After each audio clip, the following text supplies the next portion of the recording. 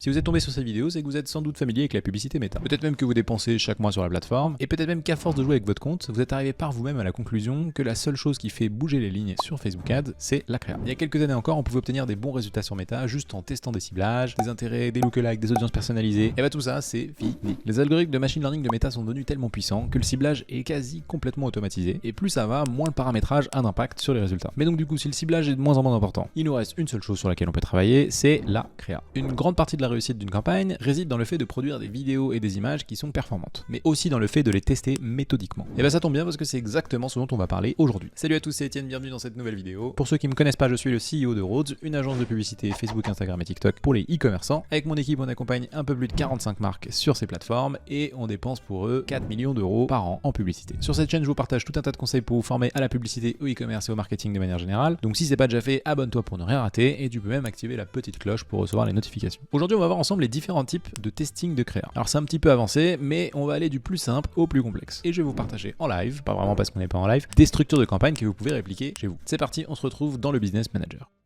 Alors, le premier niveau de testing, c'est celui que j'appelle le testing à l'arrache. On le retrouve souvent sur des plus petits comptes qui font moins de 3 à 5 000 euros de dépenses par mois, pour la simple et bonne raison que quand les budgets sont serrés, il est assez difficile d'allouer une enveloppe à du testing. Ce type de testing, il est assez simple. En gros, vous avez une nouvelle créa, et vous l'ajoutez dans votre campagne existante, donc par exemple celle-ci. Vous voyez ce que ça donne, tout simplement. Donc admettons que dans cette campagne, en l'occurrence, c'est une campagne vide, donc il n'y a pas beaucoup de créa, ce qui est normal, mais admettons que là, vous ayez une campagne qui tourne, qui est votre campagne d'acquisition classique, et dedans, vous pouvez tout simplement ajouter vos nouvelles créas en cliquant sur créer publicité, donc test vidéo, et là vous complétez les informations, vous la mettez dedans, vous appuyez sur publier et votre campagne va diffuser, et l'objectif c'est de voir au bout de quelques jours si ça marche. Alors cette technique est assez simple, on se prend pas la tête, mais elle est pas toujours optimale, et ce pour plusieurs raisons. La première raison, c'est que les nouvelles créas ont souvent du mal à se faire de la place sur un ensemble de publicités déjà existants, parce que Meta a la fâcheuse habitude de ne pas pousser les nouvelles créas et de plutôt rester sur les créas historiques qui dépensent bien et qui diffusent bien. Le deuxième point, c'est que rien ne garantit que vos nouvelles créas, si vous en mettez plusieurs, elles diffusent autant les unes que les autres, et donc ça risque de biaiser un peu votre test, puisque vous aurez plusieurs créas mais pas les mêmes niveaux de dépenses, et donc vous pourrez pas savoir si elles ont fonctionné à périmètre égal. Et le troisième point, c'est que si vos créas elles présentent pas de bons résultats, mais qu'elles sont quand même diffusées, et vous avez un risque qu'une partie du budget soit rapatriée dessus, parce que l'algorithme peut décider que ça clique, qu'il y a de l'engagement, etc. Et donc que ça dégrade vos performances. Parce que si vous avez la moitié de votre budget qui passe sur une créa qui a un coût par acquisition 3 fois supérieur au reste,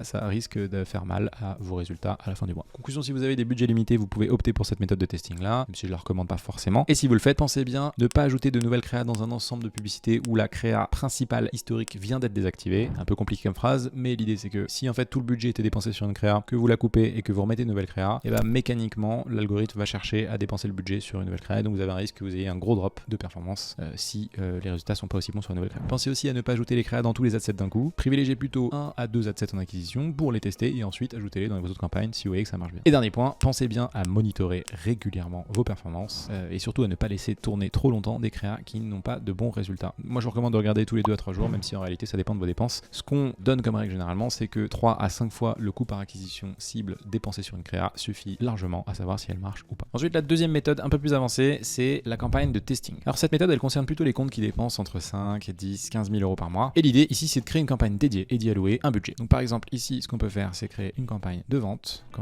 manuelle, et on va l'appeler acquisition FR conversion testing créa. Vous pouvez mettre la date si vous voulez être clean sur la nomenclature. Vous ajoutez par exemple un ensemble de publicités. Donc si vous avez une audience qui marche bien historiquement, par exemple, ici j'en ai pas, mais vous pouvez ajouter votre lookalike, top lookalike par exemple, et ensuite vous appuyez sur suivant et vous diffusez. L'idée en fait, c'est d'allouer un petit budget à cette campagne là. Donc par exemple, vous voyez que là on est, admettons que sur cette campagne on soit à 100 euros au jour, et vous pouvez mettre 10% de votre budget. Donc sur celle-là on peut dire par exemple qu'on va mettre 10 euros au jour, même si plus il y a de budget mieux c'est. L'idée c'est que dès que vous avez une nouvelle créa, vous allez la passer dans cette petite campagne de testing. Et en gros, l'avantage de ça, c'est que la créa elle fait office de pré-filtre, et donc quand vous avez une nouvelle créa, plutôt que de la mettre directement dans vos campagnes qui dépensent un maximum, vous la mettez dans cette petite campagne qui sert un peu de filet de sécurité. Vous voyez si à petite échelle sur une audience qui fonctionne bien, elle présente des bons résultats, et ensuite si c'est le cas, vous la passez au bout de quelques jours dans la campagne de scaling, et donc c'est beaucoup moins risqué, et après vous pouvez dépenser beaucoup dessus. Donc dans une structure de compte classique, on aurait ce que vous voyez à l'écran, donc une campagne d'acquisition, une campagne de retargeting et une campagne de créa, et l'idée c'est que vous mettez, comme je le disais tout à l'heure, vos nouvelles créas dans cette campagne. Petit aparté, il y a toujours 2 familles d'indicateurs qu'on va venir mesurer sur une créa pour savoir si elle fonctionne ou pas. Il y a d'abord les indicateurs business, donc on retrouve par exemple le coût par résultat, le coût par achat en l'occurrence. Il peut y avoir également le le ROAS. Donc le ROAS, c'est le retour sur investissement publicitaire. Donc là, on peut voir si les publicités sont rentables ou pas. Et ensuite, on a aussi des indicateurs comme le taux de conversion, notamment,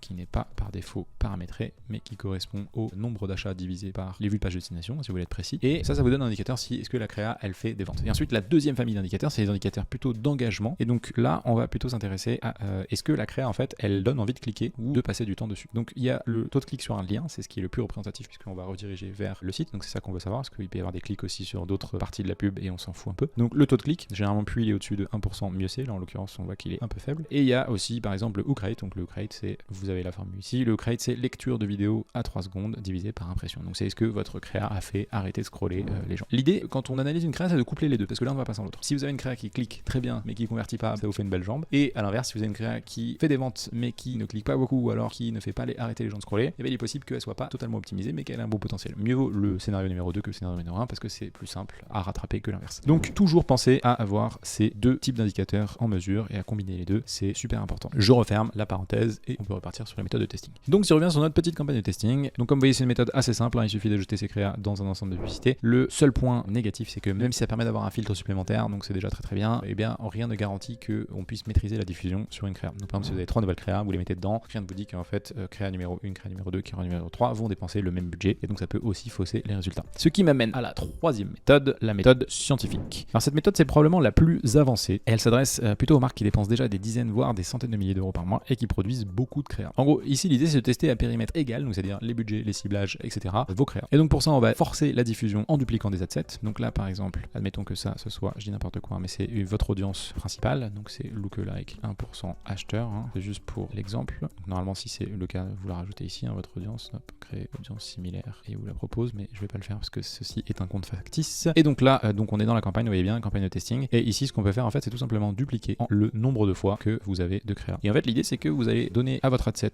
garder la même audience à chaque fois, et vous allez ici donc appeler créa numéro 1 par exemple. Ici vous allez appeler donc créa numéro 2, vous pouvez donner avec le nom de votre créa, hein, c'est comme ça vous y retrouvez plus facilement dans votre nomenclature. Créa numéro 3 et ici créa numéro 4. Donc on va ajouter dans chacun de ces adsets une créa différente, une seule, donc il n'y aura pas plus d'une créa. On va paramétrer un budget, donc cette fois non pas au niveau de la campagne, comme c'était le cas initialement là-dedans. Vous voyez, on va désactiver le budget campagne avantage plus, mais on va le paramétrer au niveau de l'ensemble de publicités. Et donc pour chaque ensemble de publicités, on peut mettre un budget. Donc si on met 10 euros comme ça, on s'assure qu'on a exactement le même budget. Et ensuite, on diffuse. Et l'objectif, c'est qu'au bout de X temps, donc par exemple une semaine, vous aurez dépensé 70 euros. Donc 7 fois 10, 70. Très très fort en maths, hein, vous remarquerez. On aura diffusé du coup exactement la même chose sur chacune des créas. Donc vous pourrez regarder à la fin de cette période de testing, est-ce que sur mes 4 nouvelles créas que j'ai testées, il y en a une qui se démarque, sachant que c'est la même audience, le même budget, la même période, donc il y a très peu de biais d'analyse. Et ça c'est une méthode donc assez avancée, mais si vous avez beaucoup de créas à tester et que vous voulez être certain que le testing est quasi scientifique, et bien c'est recommandé. Voilà, et ça c'est donc la méthode que j'appelle la méthode scientifique. Alors ensuite il y a une quatrième méthode qui est pas vraiment une méthode, c'est le testing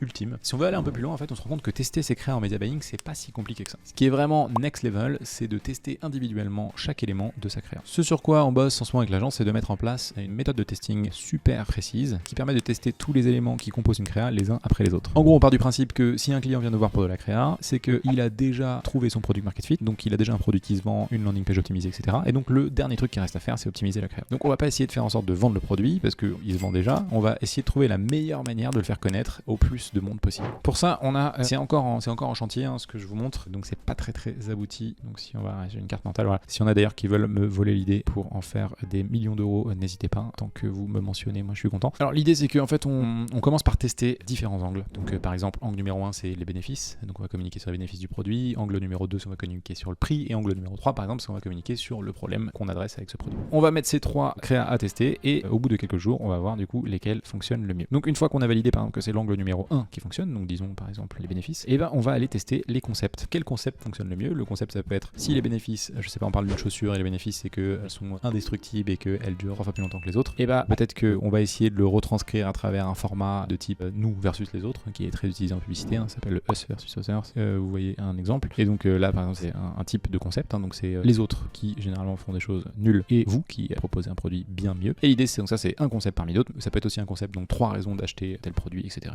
Et l'idée c'est qu'on va les tester les uns à côté les autres tout en gardant l'angle qui aura fonctionné, donc le bénéfice. Une fois qu'on a validé du coup que le concept qui fonctionne le mieux par exemple c'est le us versus others, et ben l'idée c'est qu'on va aller tester la tagline. La tagline c'est en gros quel est le titre qui marche le mieux. Est-ce que c'est bénéfice numéro 1, bénéfice numéro 2, est-ce que c'est sous le ton de l'humour, est-ce que c'est... Il y a pas mal de manières de décliner ça. Et donc on teste ces taglines, pareil, il n'en sort qu'un winner. Et le winner, du coup, on va le décliner en plusieurs formats. Le Us versus Others, du coup, on peut le mettre sous forme de vidéo, on peut le mettre sous forme de carousel, on peut le mettre sous forme de collection, on peut le mettre sous forme de images statiques, de gifs. Voilà, il y a plein de manières de décliner. C'est voir lequel clique le mieux et à chaque fois sur les deux types d'indicateurs, hein, donc business, donc CPA, ROAS, etc. et engagement, donc clic, vue, entre autres. Et enfin, une fois qu'on a bien testé tous ces éléments et donc on a identifié le winner de toutes ces étapes-là, et ben on peut tester, en fait, affiner chacun des éléments. Donc là, j'ai mis l'accroche dans le cas d'une vidéo. Et donc l'accroche, c'est en gros les 3 premières secondes. Donc comment on peut faire en sorte que en faisant varier les 3 premières secondes, les gens arrêtent de scroller et donc regardent au moins ce début de la vidéo et donc potentiellement la suite. Mais ça peut être aussi, par exemple, améliorer le call to action, ça peut être améliorer le copywriting, tester tout ça. Imaginons qu'on a une vidéo et on va tester 3 accroches différentes et on va regarder quelle accroche a le meilleur au crate. Et donc normalement, avec tout ce testing là, on a, donc ça fait beaucoup, vous voyez, on a 15